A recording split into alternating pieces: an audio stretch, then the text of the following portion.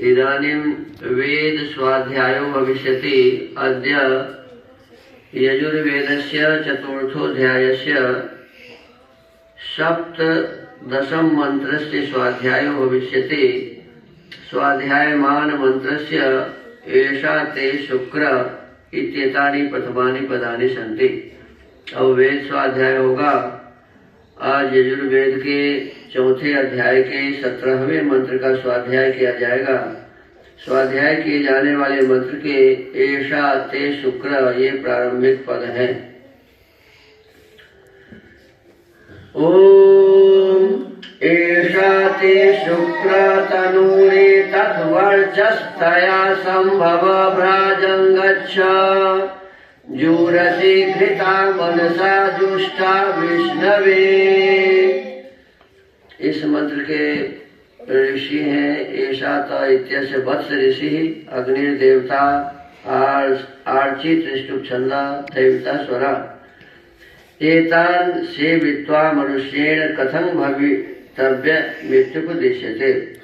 इनको सेवन करके मनुष्यों को कैसे वर्तना चाहिए, इस विषय का उपदेश अगले मंत्र में किया है। पदार्थ है शुक्र वीर्य पराक्रम वाले विद्वान मनुष्य थे। तेरा जो विष्णवे परमेश्वर व यज्ञ के लिए तेने जिसको घृता धारण, धृता है, घृता नहीं है, ये धृता है, धारण किया। ये ऊपर जो घृता पढ़े हैं गलती है, वो गलती से छप गया वैसा। धृता धारण किया है, तया उससे तो जो ज्ञानी व वेग वाला होके एतत् इस वर्चा विज्ञान और तेज युक्त संवर संपन्न हो। अच्छे प्रकार विज्ञान करने के लिए तनु शरीर असी है, उससे तू भ्राजम प्रकाश को गच्छा प्राप्त और धृता धारण किए मनसा विज्ञान से पुरुषार्थ को प्राप्त हो। भावार्थ मनुष्यों को चाहिए कि परमेश्वर की आज्ञा का पालन करके विज्ञान युक्त मन से शरीर व आत्मा के आरोग्यपन को बढ़ाकर यज्ञ का अनुष्ठान करके सुखी रहें। देखो, हम मनुष्य हैं और मनुष्य ही ये विचार सकता है कि मुझे सुखी रहना है।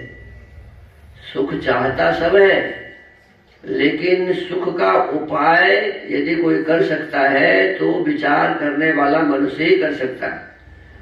और कहा कि जो मनुष्य यह विचार करता है कि मैं सुखी रहूं, तो उसके लिए सबसे पहले बताया कि सुखी वही रहेगा जो परमेश्वर के आदेश का पालन करेगा। परमेश्वर का आदेश कहाँ लिखा हुआ है? वेदों में लिखा हुआ है। कहाँ लिखा है? वेदों में। ऋग्वेद, यजुर्वेद, सामवेद और अथर्ववेद के 20,416 जो मंत्र है। ऋग्वेद में 10,589, यजुर्वेद में 1975, सामवेद में 1875 और अथर्ववेद में 5,977। कुल 20,416 जो मंत्र है वही परमात्मा का आदेश है। क्या है जी? सभी वेद के मंत्र परमात्मा के आदेश हैं। तो उस वेद मंत्र में जैसा लिखा है दुरितानि पराशुभ, दुर्गुण को हटाओ, बुराई को हटाओ। तो हम जब अपने एक एक बुराई को समझ के जान के हटाएंगे, जैसे हम आलसी हैं तो आलस्य को हटाओ, जैसे प्रमादी हैं तो प्रमाद को हटाओ, क्रोधी हैं तो क्रोध को हटाओ, लोभी हैं तो लोभ को हटाओ। अपने भीतर के हम चंचल हैं तो चंचलता को दूर करो। जैसे सत्यम बिल्कुल चंचल लड़का है, ये चंचलता के कारण अपने जीवन को बर्बाद कर रहा है। न माँ का बात सुनता है, न मामा का बात सुनता है, तो ये क्या होगा? इसका जीवन हो जाएगा नष्ट। और जब परमात्मा के आदेश का पालन करेगा, अपने भीतर के इस दुर्गुण को हटाएगा, मन को स्थिर बनाएगा, तो जीवन सुधर सकता है, सुखी हो सकता है। देखो क्या लिखा कि मनुष्य तुम परमात्मा के आदेश का पालन करो। क्या करो? परमात्मा के आदेश का पालन करो। अपने भीतर के बुराई को हटाओ और भद्रमाशुभ अच्छी बातों को ग्रहण करो, सीखो, जानो। अच्छाई को ग्रहण करो और बुराई को हटाओ। समझ में आया कि नहीं आया? अच्छाई को ग्रहण करो और बुराई को हटाओ, ये परमात्मा का आदेश है। तो परमात्मा के आदेश का जो पालन करेगा वही सुखी रहेगा।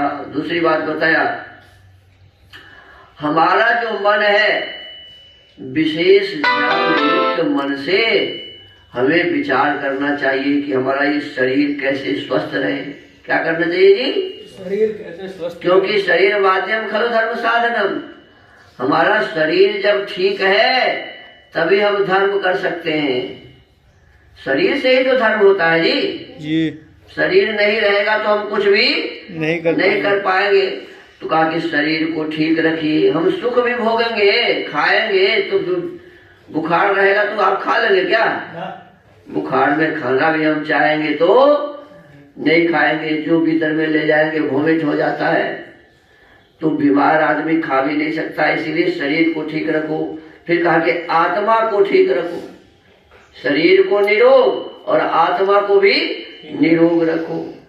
सब प्रकार की शुद्धि शरीर और आत्मा की होनी चाहिए। और अपने शरीर और आत्मा को आरोग्य माने निरोग बनाकर फिर क्या करें? यज्ञ का अनुष्ठान करें। अब यज्ञ के अनुष्ठान में एक यज्ञ तो हम लोग प्रतिदिन जो करते हैं, ब्रह्म यज्ञ, फिर दूसरा देव यज्ञ, फिर पितृ यज्ञ भी, माता पिता की सेवा भी यज्ञ के अंतर्गत। माता पिता की सेवा करना भी क्या है जी? यज्ञ है, महायज्ञ। फिर अन्य जीव जंतुओं को भोजन देना ये भी यज्ञ है, महायज्ञ है। अतिथि अभ्यागत की सेवा करना ये भी महायज्ञ है। ब्रह्म यज्ञ, देव यज्ञ, पितृ यज्ञ, बलि वैश्य देव यज्ञ और अतिथि यज्ञ, इनको महायज्ञ कहा गया है। तो कहते हैं इन यज्ञों का अनुष्ठान करो और फिर सुखी रहो। सुखी रहने के लिए सभी काम हमें करने पड़ेंगे। तो बहुत ही सुंदर आज के इस यजुर्वेद का मंत्र था। तो आज के इस स्वाध्याय के क्रम को यही विराम देते हैं। ओम